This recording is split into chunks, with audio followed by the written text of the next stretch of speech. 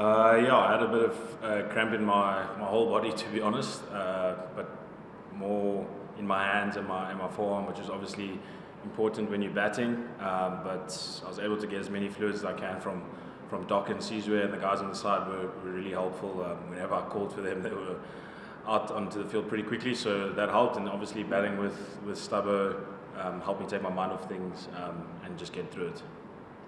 Yeah, I'd say most of it is a mental element, probably 80-90% of it, because once you're in, it becomes pretty much just your decision making and your ability to stay focused and stay in your game plan and identifying what's working on the wicket against certain bowlers, and then just sticking to it, not going too much outside of that, because you don't need to in this format. So it's definitely 100% mental and obviously physical. As you saw, you have to be physically fit enough to be able to do it and be able to concentrate for long periods of time, be able to switch on and switch off.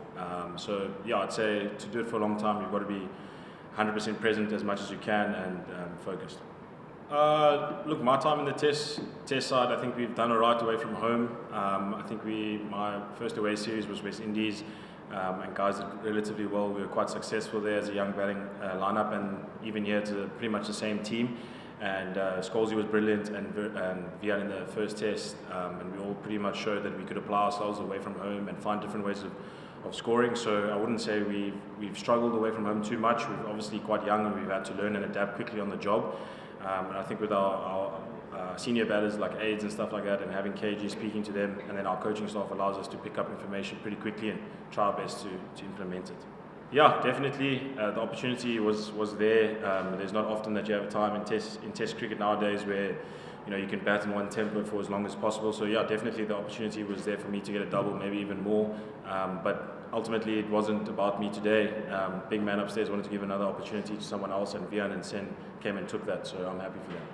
I haven't really thought about it too much. To be honest, the guy who did it before me is a leader in our change room, so we look up to him, and we've seen him do it before, so it gave us the confidence to do it. I don't think any of the guys that come into the change room see themselves as a black African first and then play cricket. I think they just play cricket and try their best to portray themselves as best as they can.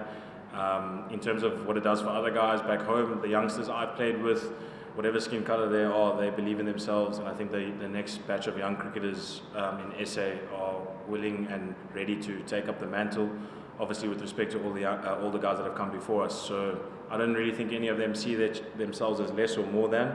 I think they're all just waiting for an opportunity and believe that they can take it. Yeah, I think, to be honest, it probably started already with Shukri against India.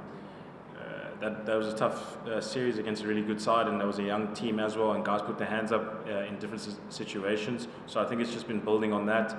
And yeah, I think you say there's a few young guys, but I think a lot of them, Stubbsy as well, played around the world. So guys are coming with different types of experiences, might not necessarily be age, but all pretty mature and clever about how they go about things. And Vian's been playing for a while, so I think we all just, maybe not 30, 40 years old, but we have our own experiences which allow us to perform.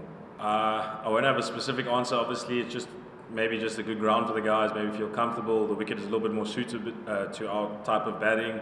I think it is one of those wickets where if you get in, then you can dominate or bat with your same template. The conditions don't change too much. Obviously, Rana came with short ball stuff, so guys can come with different plans, but the wicket allows you to keep it kind of simple. And then obviously the two guys you mentioned up front, Graham and Neil Mack, were Cares boys, so they taught that to me at school, because I went to the same school. That's a joke. And we just kind of built on that. I think when you go on and you make the declaration, you want to get 10, but I think Aiden and Shukri obviously felt it was the right time for the team to declare.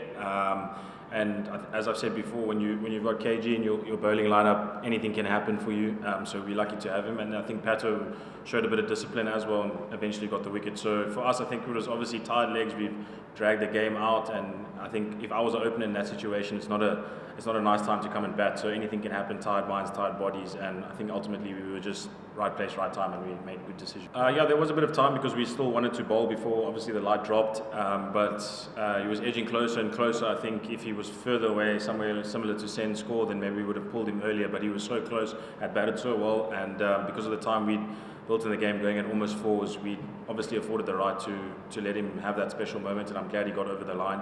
But exactly when they were going to do it and how is above my pay grade. That's Aiden and Shukri.